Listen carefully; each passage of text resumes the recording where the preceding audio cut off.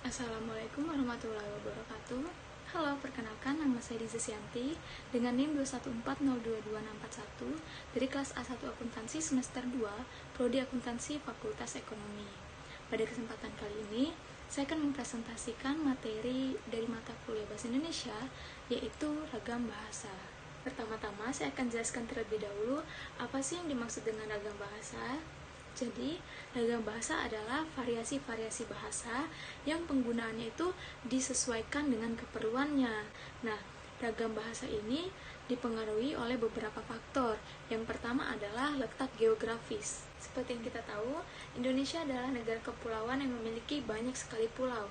Setiap pulau atau daerah di Indonesia itu memiliki bahasanya masing-masing, dan bahasa mereka itu pasti berbeda antara satu dengan yang lainnya. Nah, inilah kenapa letak geografis dapat menjadi salah satu faktor dari terdapat banyaknya variasi bahasa yang ada. Yang kedua adalah status sosial. Status sosial merupakan golongan masyarakat yang memiliki kesamaan tertentu di bidang kemasyarakatan. Status sosial dapat mempengaruhi keragaman bahasa karena setiap golongan masyarakat ini pasti memiliki penggunaan bahasa yang berbeda. Contohnya, seperti golongan mahasiswa, pasti penggunaan bahasanya itu berbeda dengan golongan siswa SD. Contoh lainnya, untuk golongan masyarakat yang berprofesi di bidang hukum, pasti penggunaan bahasanya itu berbeda dengan golongan masyarakat yang berprofesi di bidang kesenian. Yang ketiga adalah situasi dan kondisi.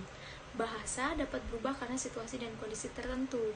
Misalnya, ketika kita berada di situasi formal, maka kita akan menggunakan bahasa formal. Namun ketika kita berada di situasi non-formal, maka kita akan menggunakan bahasa non-formal atau bahasa yang kita gunakan sehari-hari.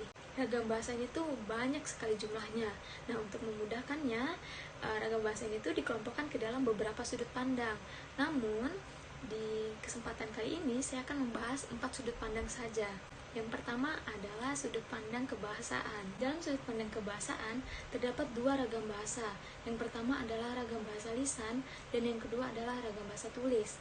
Ragam bahasa lisan merupakan ragam bahasa yang keluar dari alat ucap. Nah, seperti yang saya lakukan saat ini adalah salah satu contoh dari ragam bahasa lisan. Dalam ragam bahasa lisan, terdapat beberapa hal yang harus diperhatikan, yaitu intonasi suara, ekspresi muka, pelafalan, dan gerakan tubuh. Hal ini dilakukan agar pesan yang disampaikan oleh pembicara sampai dengan baik. Lalu untuk ragam bahasa tulis itu seperti namanya, ragam bahasa tulis merupakan ragam bahasa yang ditulis atau dicetak.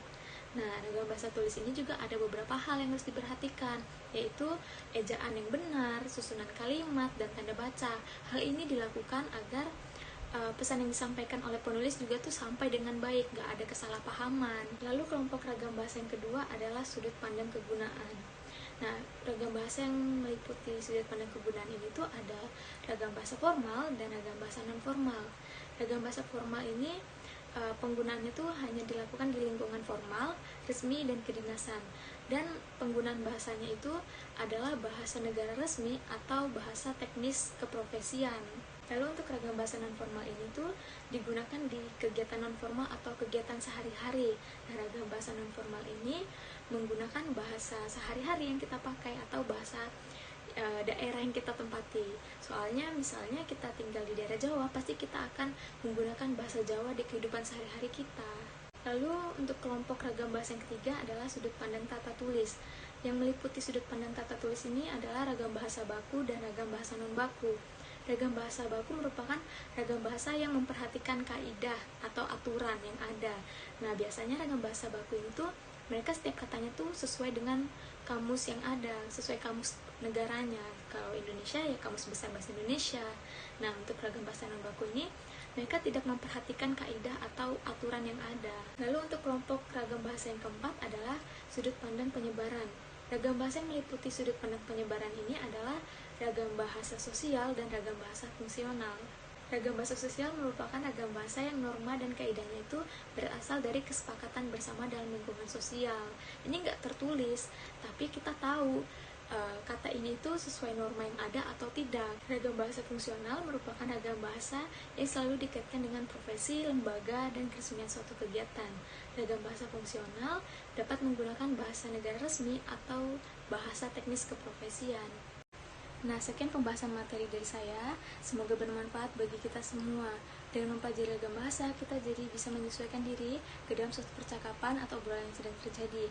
Dengan mempelajari ragam bahasa, kita jadi tahu ragam bahasa apa yang harus kita gunakan di percakapan atau obrolan tersebut.